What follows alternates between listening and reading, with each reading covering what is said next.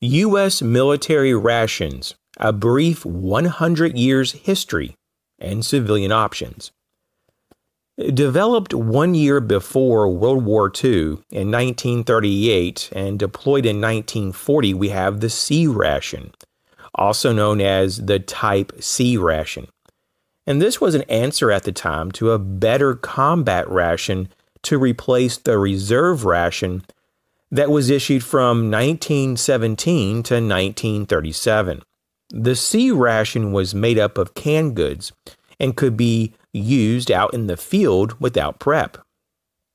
Also during this time period in 1937, you have the Field Rations D, or D rations, also known as D bar. In this particular ration, you get 3 4-ounce bars of thick, high-calorie chocolate. The D ration was developed by Colonel Paul Logan as an emergency ration, and he designed them not to taste too good for fear that the men would eat them instead of carrying them for emergencies. He told Hershey to make, in quote, a bar weighing about 4 ounces, able to withstand high temperatures, high in food energy value, and tasting a little better than a boiled potato. The D ration replaced the World War I iron ration, which was made up of preserved meat, cheese, biscuit, tea, sugar, and salt. 3 D ration bars equaled out to about 1,800 calories. Now, there was another ration developed soon after in 1941 during World War II and deployed in 1942. This was the K ration. The K stood for commandos, and it was a reference to the elite forces. And this pocket-sized ration started out as a 28-ounce, 3,200-calorie energy bar or emergency ration.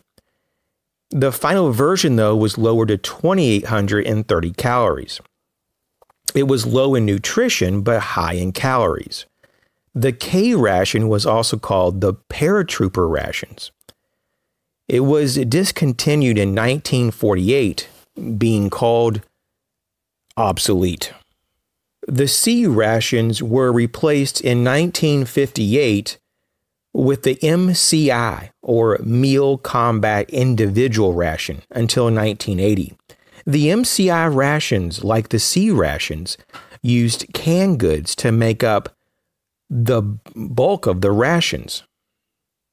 Now, in 1964, during the Vietnam War, the Food Packet Long Range Patrol Ration, or LRP, usually referred to as a LRP, was in use by the U.S. Army.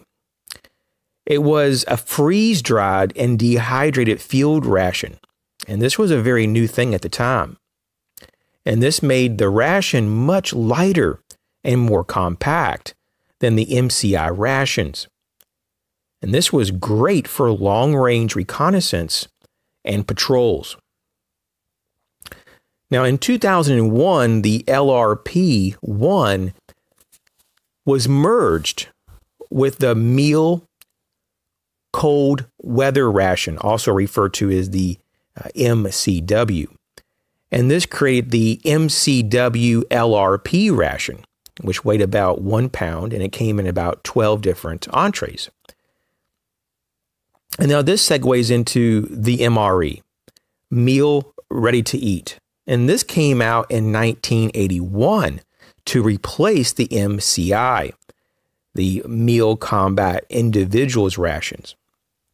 Now, civilians, when they're looking for an option for food storage, could actually consider a civilian MRE.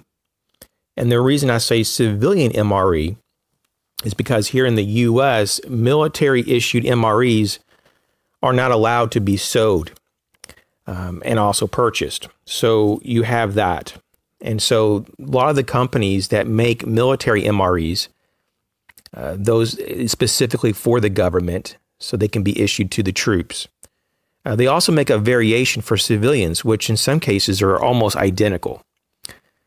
So this is one option for civilians looking to enhance their food supply for various reasons. It could be for camping, emergency preparedness, travel, whatever. And so I want to give you some information about these civilian MREs. And I've had a number of them in my lifetime. And while I don't personally stock these currently, because I feel like there's better options, and I'll talk about that in just a moment, but I do want to give you some information about it so you can make your own decision. First, they are typically low on nutrition, but high in calories. Most MREs are around 1,200 calories, but I've seen some as high as 1,800 calories. Now, civilian MREs, they either come with or do not come with an MRE heater. So if you don't have an MRE heater, then you're not going to be able to warm up your food unless you have another source of heat. So just be aware of that. The average MRE weighs between 18 to 26 ounces, and civilian MREs go for anywhere between $7 to $12, typically speaking, but I've seen them as high as 18. It just depends on what the food that they're putting in there and if it has an MRE heater or not. And of course, other accessories that may be put in there. One of the negatives, though, is that they're not typically found in stores. Like your local stores probably will not be selling civilian MREs. There is a pretty decent shelf life, but it just depends, though, on how the temperature is, how it's stored. And so if it's really, really warm in your location, or if it's really hot, I should say, you may only get just a few months to a year. But the average shelf life at room temperature is between 3 to 5 years. Now, there are some companies that sell civilian MREs that advertise up to 10 years of shelf life, but that's only if you have the option of storing your MREs, in temperatures between like 40 and 50 degrees. But for the most part, you get about 5 years at room temperature. So now let's look at some of the ingredients. They do make different formats of MREs, some for breakfast, some for lunch, some for supper. They do also have some that are vegetarian. And so what we typically find, though, is that most MREs that are commercially made have gluten. They're made of GMO products. In fact, I've never seen an organic labeled MRE. They could be out there. I've just never seen one. And these MREs also typically have a lot of sugar and a very high level of sodium. I mean, the salt content is just off the roof. That's one of the big complaints about these. Also, just preservatives and other types of forms are pretty high. Also, a lot of these have artificial coloring and flavoring. They typically have some MSG in them, and they have limited meal plans to pick from. So you also get a lot of complaints if you are just eating these exclusively over a few days that you might have some digestive issues. That's not uncommon. So these are not really meant to be something that you would eat on long term by any means. And I do personally believe that there's better options.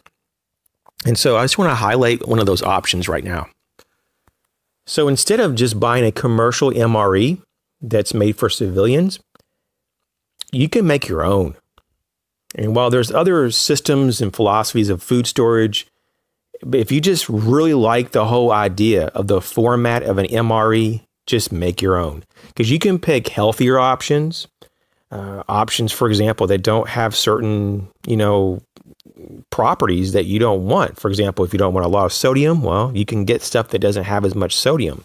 Or if you're trying to avoid certain type of preservatives, or MSG or gluten and all that stuff that we talked about, you can do that. And so what I found is that you can typically make your own MRE for less than a commercially made MRE. And it's better for you, a lot better in some cases. So there is something there to be said. So that's something that you can do so easily. You just go to your grocery store, pick out all of your various elements for the MRE. You probably would want to have some type of entree. You'd probably want a few sides, maybe a snack or two. You can put maybe a fork or spoon in there. You could also put some napkins or some little packs of wet wipes. and you can make your own. And so you don't have to have a vacuum sealer, but man, to put these items in a bag and vacuum seal them, that's going to actually probably give you a little bit longer life. And so just look for things, though, that have a shelf life of maybe like somewhere between 1.5 to 3 years, just depending on how long you want it, of course. There are definitely stuff that can last a number of years. So you can be as picky as you want. If you don't have a vacuum sealer, you can just use a Ziploc bag. It's not going to be as good as a vacuum sealed bag, but it's something, right? And so basically, this is something that you could use for so many different reasons, and I think for general preparedness, this isn't the worst option. But I think that, making your own MREs in conjunction with a pantry rotation where you have food that you rotate through is going to be an awesome start for preparedness if you're just getting into that particular philosophy of living, being prepared. That's a good way to start when we're talking about food storage. So I hope this helped, and if this was interesting, let me know in the comment section. Hit the like button if you liked it as well, and if you want to subscribe to the channel, feel free to do that. I try to put out videos on a regular basis. So you guys take care. Thanks for checking out the video, and we'll have some different videos coming up soon. See ya.